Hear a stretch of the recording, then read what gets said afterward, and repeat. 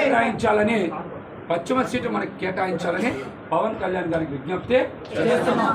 ఖచ్చితంగా కేటాయించాలి.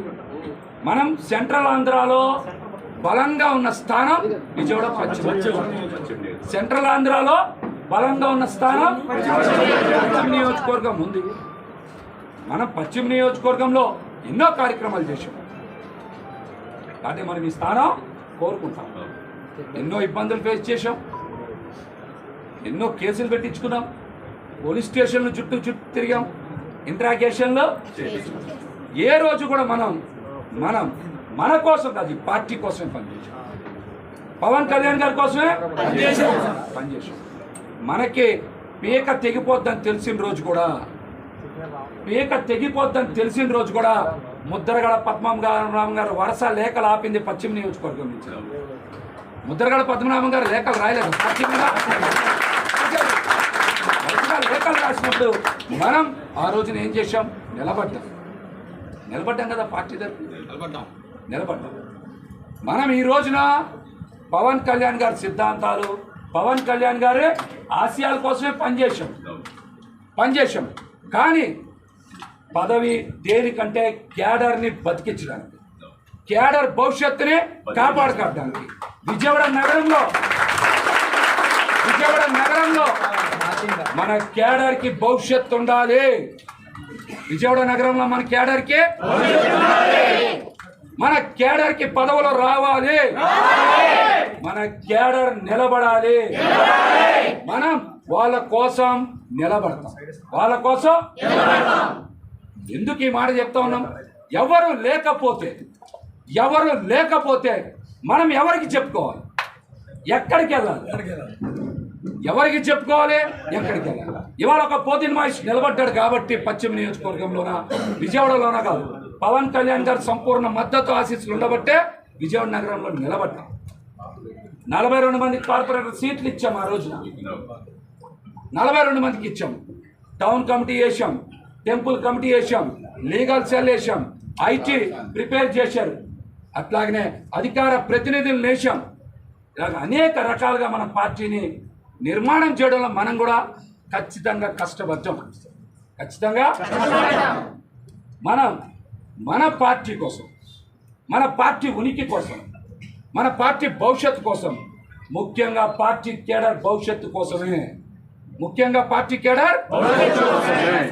నేను మీకు ఎప్పుడు చెప్తా ఉన్నాను, నేను పదే చెప్పాను, నా కోసం నేను ఏ పని ఏ రోజు చేయలేదు. నా కోసం నేను ఏ పని చేసుకోవాలి.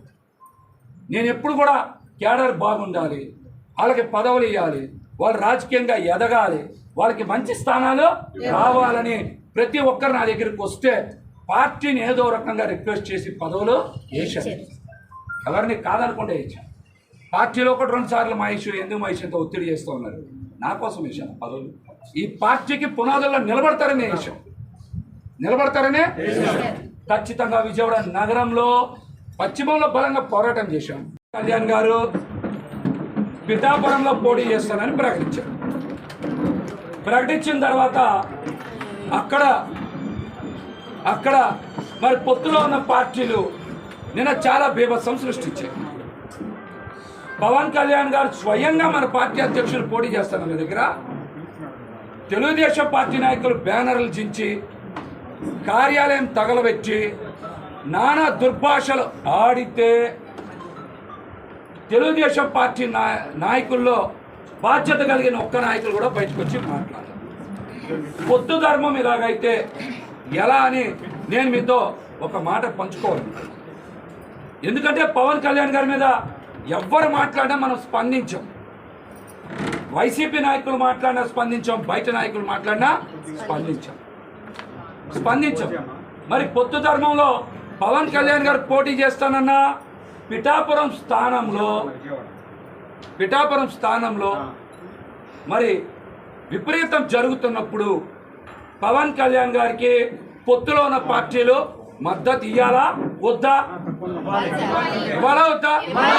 మరి ఇంత డ్యామేజ్ జరుగుతున్నప్పుడు పొత్తు ధర్మంలో ఏ విధంగా ఇది న్యాయమో కూడా మనం జన సైనికులుగా మన బాధ్యత తీసుకోవాలి. ఎందుకు ఈ మాట మాట్లాడుతున్నానంటే, మనం 2019లో కూడా ఓడిపోయాం. 2019లో కూడా ఓడిపోయాం. జాగ్రత్తలు తీసుకోవాల్సిన బాధ్యత జన సైనికులుగా మన మీద ఉంది. 2019లో కూడా ఓడిపోయాం కదా, మనం పార్టీ అధ్యక్షుడిని గెలిపించుకోలేకపోయామని చెప్తారు కదా. మళ్ళీ నిన్న పిఠాపురంలో అలా జరిగితే మనం మన పార్టీ అధ్యక్షుల వారిని కాపాడుకోవడంలో జన సైనికులుగా మనం కీలక పాత్ర పోషించాలా వద్దా? మీరు గట్టిగా చెప్పాలి. పోషించాలా వద్దా? దీని మీద పొత్తు పార్టీలు స్పందించాలా వద్దా? మరి స్పందించాలి కదా. నష్ట నివారణ చేయాలి కదా.